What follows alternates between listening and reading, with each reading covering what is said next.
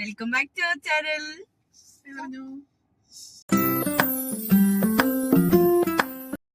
അപ്പോൾ ഗായ്സ്, നമ്മളിന്നൊരു ട്രാവൽ വ്ളോഗാണ് ചെയ്യുന്നത്. നമ്മളിന്ന് ഓച്ചറ അമ്പലത്തിലേക്ക് പോവുകയാണ്. അപ്പോൾ പോകുന്ന വഴിക്ക് നമ്മൾ വണ്ടിയുടെ വൈപ്പർ ബ്ലേഡ് മാറി. അത് ഇച്ചിരി കംപ്ലൈൻ്റ് ആയിരുന്നു. നൈറ്റ് ഡ്രൈവിങ് മഴയും കൂടെ ആയിക്കഴിഞ്ഞാൽ ഭയങ്കര ബുദ്ധിമുട്ടായിരുന്നു. അപ്പോൾ അത് മാറി.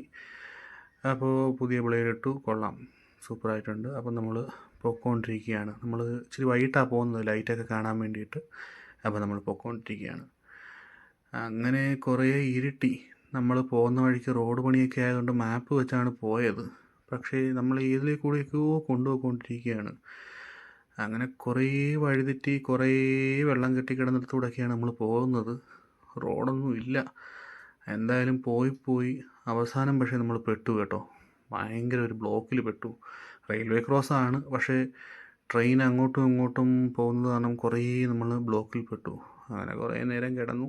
ഒടുവിൽ നമ്മൾ ഓച്ചറ അമ്പലത്തിൻ്റെ അവിടെ എത്തി. അവിടെ എത്തിയപ്പോൾ അതിനേക്കാളും ബുദ്ധിമുട്ടായിരുന്നു. വണ്ടി പാർക്ക് ചെയ്യാൻ സ്പേസ് ഇല്ലായിരുന്നു. അങ്ങനെ ഒരിടത്ത് കൊണ്ട് വണ്ടി ഇട്ടു.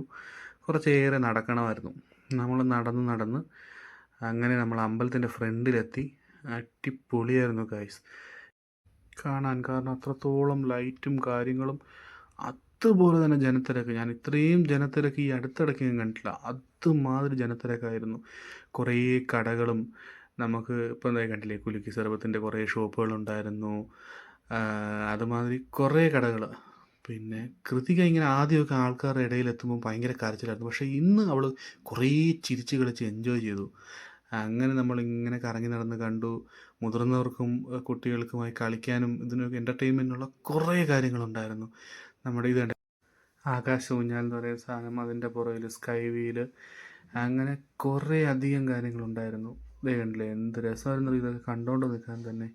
അങ്ങനെ ഞങ്ങളതെല്ലാം കണ്ട് മുന്നോട്ട് നടന്നു. അങ്ങനെ ഇതെല്ലാം ഫുഡും ഒക്കെ ആയിട്ടുള്ള കുറേ കാര്യങ്ങളുണ്ട്. പിന്നെ അവിടെ നമുക്ക് വില കുറേ അധികം സാധനം മേടിക്കാനുള്ള ഷോപ്പുകളുണ്ട്. കുറേ അധികം ഉണ്ടായിരുന്നു. കൃതിക്കൊക്കെ കുറേ കളിപ്പാട്ടും അതും ഇതും എല്ലാം മേടിച്ചു.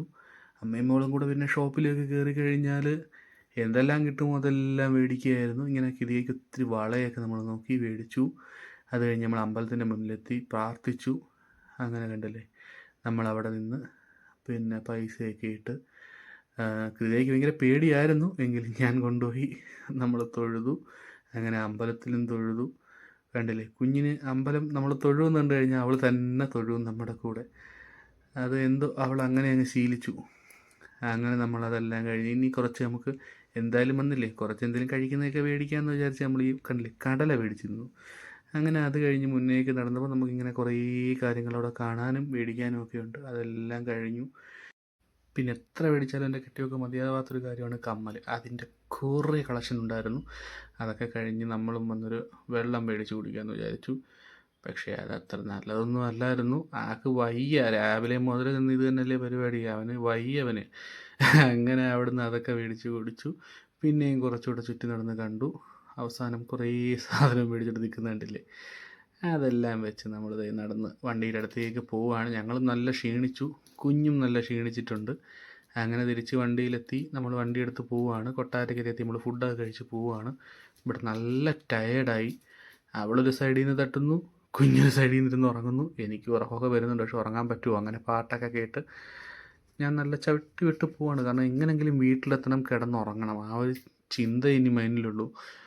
അങ്ങനെ വണ്ടിയിലേക്ക് കയറി ഇരുന്നു. ഒരു 70 കിലോമീറ്റർ സ്പീഡിൽ ക്രൂയിസ് കൺട്രോളും സെറ്റ് ചെയ്ത് അങ്ങനെ ഇരുന്നൊരു പോക്കായിരുന്നു. കാരണം ഞാൻ ചവിട്ടി പിടിച്ച് അതിനേക്കാളും കയറിപ്പോകും, കാരണം ചെറിയ ഉറക്കക്ഷീണം ഉള്ളതുകൊണ്ട്. അങ്ങനെ ലിമിറ്റ് സ്പീഡിൽ സെറ്റ് ചെയ്ത് വെച്ച് അങ്ങനെ വീട്ടിലോട്ട്. പിന്നെ വീഡിയോ ഒന്നും എടുക്കാനുള്ള ടൈം കിട്ടിയില്ല ഗൈസ്. അപ്പോൾ ഇത്രയേ ഉള്ളൂ നമ്മുടെ video. Like and subscribe. Bye bye.